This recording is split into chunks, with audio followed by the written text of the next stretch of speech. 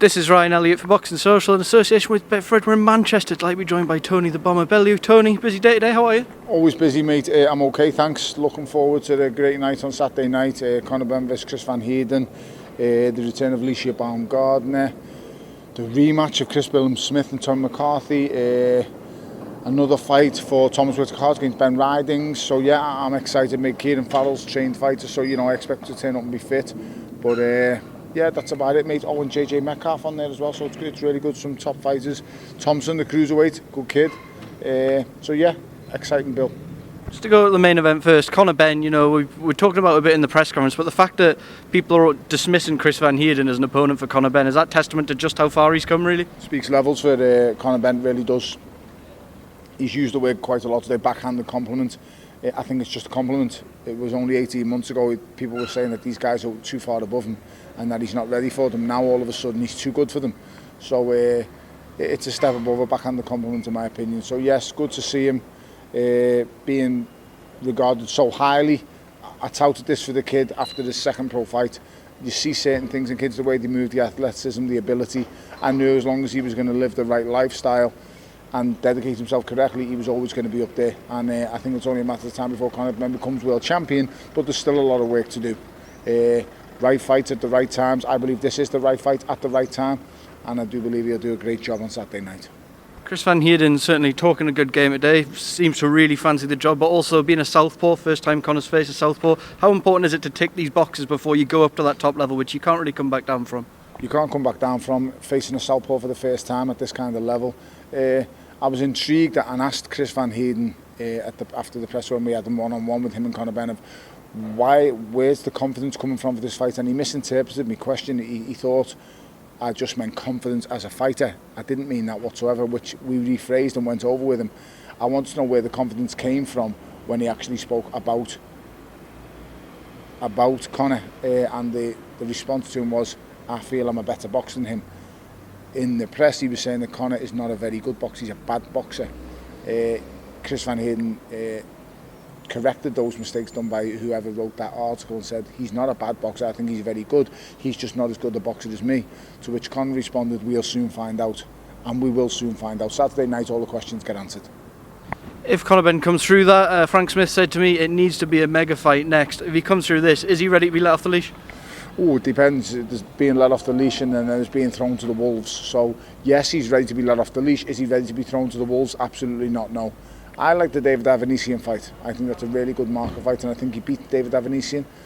But then when I hear the names that are being mentioned, Mikey Garcia, Adrian Broner, and then the other Garcia, the hard fights, mate. They are really hard fights. So it's yet to be seen, but we will soon find out. Danny Garcia is a renowned puncher, so that's danger with a capital D.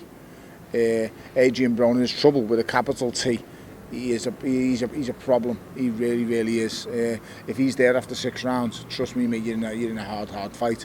And then when it comes to the likes of the multiple weight Mikey Garcia, he's got so much experience that he can draw upon. And if these fighters are there, if any of them 3 fighters are there after 6 or 7 rounds, which I would expect Conor Benn to be far ahead above all them fighters after 6 rounds, it's the danger comes after them first 6, and that's where we need to see him tested now. I actually think David Avanesian is he is a level below them fighters, and I don't think he's going to possess or put the same problems to him after 6 rounds. Whereas them other fighters will. They'll use their experience, they'll use the savvy, they'll use the know-how to get the better of it after the second half. So that's how I see that one going. So we're done Chris Smith, Tommy McCarthy too. You had a very good record in your career going into rematches. How did you find it going into camp, preparing for someone that you've already shared the ring with before? How did your mindset differ? I did not struggle at all. I always done far better in rematches. I won every professional rematch that I had without any problem at all. And that's purely because studying. Yeah. I studied my fights, I studied my craft, I knew what I was doing. And I identified their mistakes. A fighter can never make too many drastic changes first time around. I can. My style would vary. I could change my style to numerous levels of what it needed to be. I could be a counter puncher, I could be a front foot fighter, I can be a slugger, I can be a boxer. I'm not saying I was great at any of them things. I'm just saying I could use all of them styles to my advantage. I was never really given credit for that. I neither wanted it nor do I care for it, but I knew it's something I could do, and that's why I had so much joy in rematches. For Tommy McCarthy and Chris Billam-Smith, they've got to identify the problems they saw in the first fight and learn to solve them a lot quicker. Chris Billam-Smith, in my opinion, has got to find killer instinct in his game. He's a big, strong cruiserweight. He's got to use his size and his power to his advantage. When he gets guys hit, he's got to get rid of them. Simple as that. As for Tommy, he's got to remain consistent for 12 rounds. Tommy is a really good boxer. He's actually the better boxer of the two. But he switches off in fights, and when it's getting too easy, he loses control, and I say switches off, and it's no good to him, it really isn't. So we'll see going forward, and the best of luck to both of them.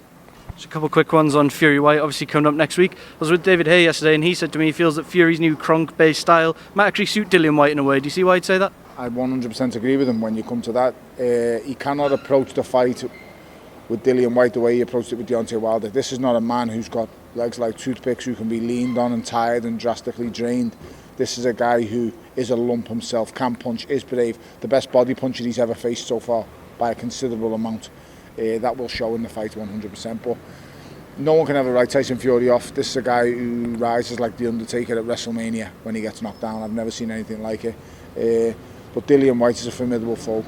He really is a formidable foe, and it's a really good fight. I can't wait to see it. So yeah, tune in and just keep watching Boxing Social.